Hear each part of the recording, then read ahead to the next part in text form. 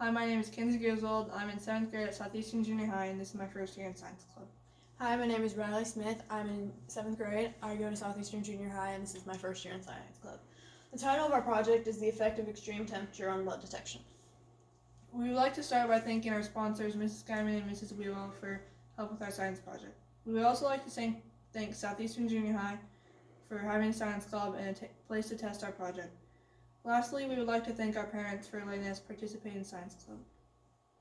Detectives use a variety of tools to investigate crime scenes. Kastle-Meyer test is a presumptive blood test. It was developed in 1903, and it uses the chemical indicator phenolphthalein to detect the possible presence of blood.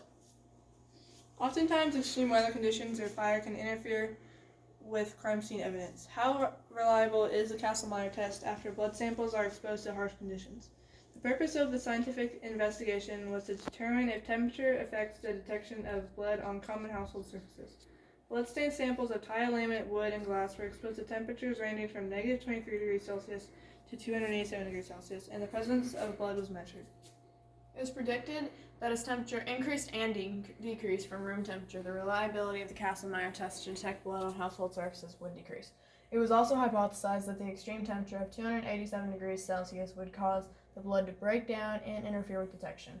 Furthermore, it was predicted that the Kastle-Meyer test would detect blood with 100% accuracy when household surfaces are left at room temperature.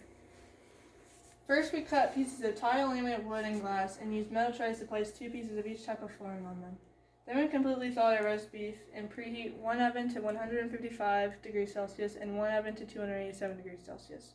Then we measured the temperature in a fridge, a freezer, and room temperature.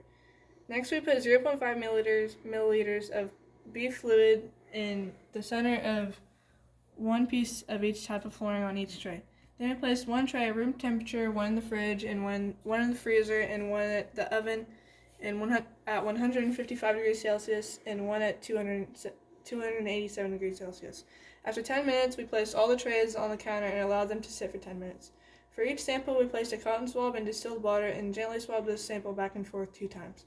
Then we added 0.25 milliliters of ethyl alcohol to the end of the swab and 0.25 milliliters of phenolphthalein to the end of the swab. Then we observed the swab for 3 seconds, and if any color developed, then it is a false positive. And if no color developed, then we continued with the project. Then we added 0.25 milliliters of hydrogen peroxide to the end of the swab. If the swab turns pink, then the sample is positive for blood detection. If no color developed, the sample is negative for blood detection. The independent variable, the one thing we changed, was temperature. The temperatures were 287 degrees Celsius, 155 degrees Celsius, 23 degrees Celsius, 1.6 degrees Celsius, and negative 23 degrees Celsius. The dependent variable, the one thing we measured, was the detection of blood with the Kastle-Meyer test. We used tile, laminate, wood, and glass for that. And then the controlled variables, the things we kept constant, was building material size, beef fluid exposure time, and the detection technique. For each trial, we had 5 different temperatures, and we tested the presence of blood on tile, laminate, wood, and glass. We did this with and without blood, and conducted 5 trials and averaged the results.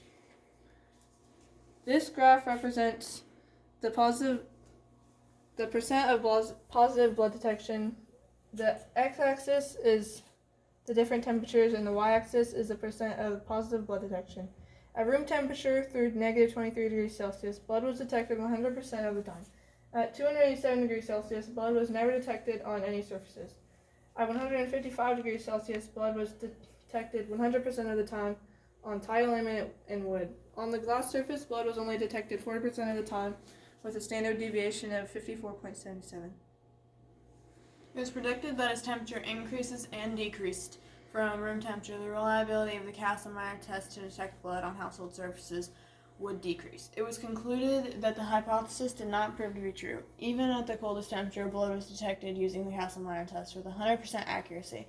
It was also hypothesized that the extreme temperature of 287 degrees Celsius would cause the blood to break down and interfere with detection.